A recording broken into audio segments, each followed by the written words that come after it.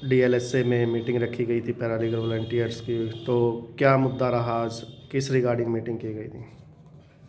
हमने जो आज ओरिएंटल कोर्स रखा था एक पीएलवीज़ के लिए, और हमने पीएलवीज़ को उनके पर्पस एंड रोल बताए हैं। बेसिक जो उनका पर्पस है और जो उनके रोल्स हैं, इसके अंदर national legal service authority act है जो, उसके तहत हम किस प्रकार से काम करते हैं, इसके एक रेगुलेशंस हैं 2011 के। उन रेगुलेशंस के बारे में बताया।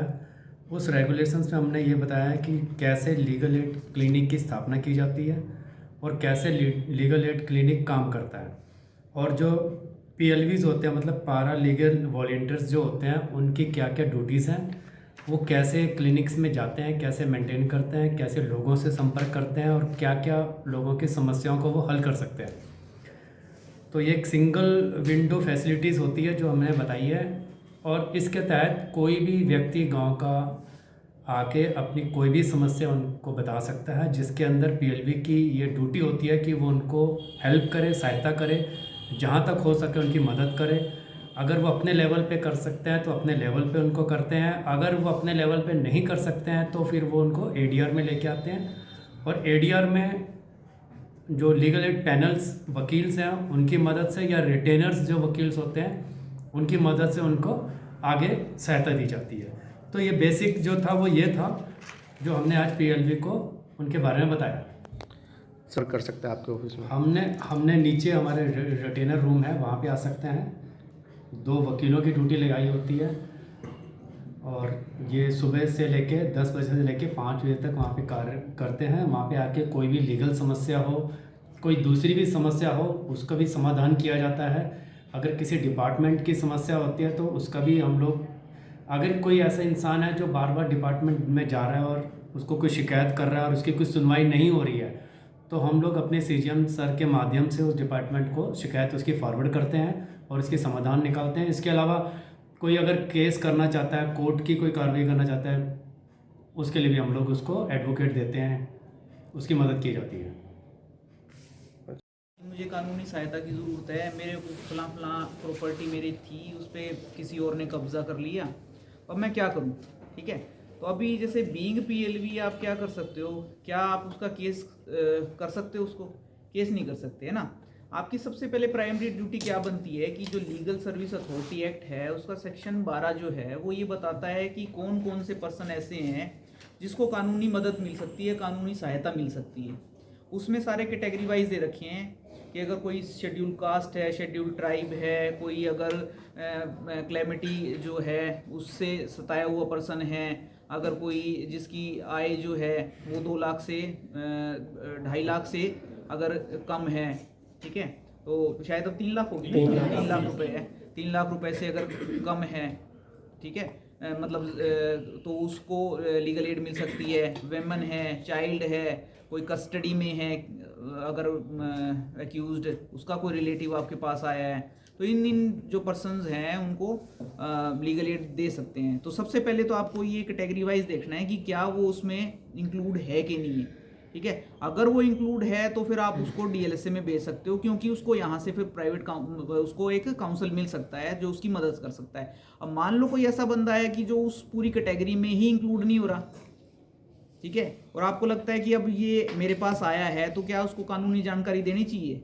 ठीक है, तो आप क्या है कि उसको किसी ऐसे आदमी के पास रेफर कर सकते हो जिसके पास कुछ लीगल एक्यूमेंट हो, कि अगर आपको लगता है कि मैं उसको पूरी जानकारी दे सकता हूँ तो आप जानकारी दे दो, नहीं तो आप उसको किसी और बंदे के पास रेफर कर सकते हो, ठीक है। लेकिन आपको पहले इंश्योर ये करना है कि क्या वो हमारे जो क्राइटेरियाज हैं लीगल एड पाने के लिए वो उस पर खरा उतरता है कि नहीं है। आप उसको वैसे ले आओगे और यहाँ से डिनाई हो जाए, ठीक है, फिर उसमें पीएलवी की साख पे भी लगेगा कि पीएलवी हमें यहाँ ले आया, हमें यहाँ से कुछ मदद नहीं मिली, ठीक है। तो उसकी फिल्ट्रेशन का काम आपको शुरू से ही करना है, ठीक है, कि क्या वो उस क्राइटेरिया में फॉल कर भी रहा है कि नहीं कर रहा। सुप्रीम कोर्ट ले सकता है रिव्यू कॉन्स्टिट्यूशन का, पार्लियामेंट के ऊपर उन्होंने प्रिवेंट कर रखा है उसको, पार्लियामेंट को।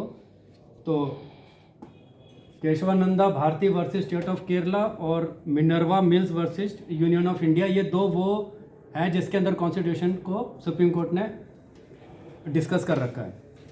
इसमें ये डिस्कस किया है कि जो बेसिक स्ट्रक्चर जो कॉन्स्टिट्यूशन का है उसको चेंज नहीं किया जा सकता, ठीक है। फिर उसके बाद दूसरा सवाल आता है कि बेसिक स्ट्रक्चर है क्या। उसी Kesavananda Bharati versus Union of India State of Kerala जो है उसी में ये आगे एलोबरेट किया है कि वो टाइम टू टाइम जो सुप्रीम कोर्ट है वही एलोबरेट करेगा कि बेसिक स्ट्रक्चर ऑफ कॉन्स्टिट्यूशन क्या है। फिर डिफरेंट केस लॉज आए हैं जिसमें ये बताया कि ये भी बेसिक स्ट्रक्चर है, जो प्रियम्बल की जो आत्मा है सेकुलर है, ये बेसिक स्ट्रक्चर है, ठीक है। और प्रियम्बल पार्ट है या नहीं है तो ये बेसिक स्ट्रक्चर है, राइट टू लाइफ है बेसिक स्ट्रक्चर है, तो इनको चेंज नहीं किया जा सकता। हमारा बेसिक क्या है, हम लोग फ्री लीगल एड कर रहे हैं।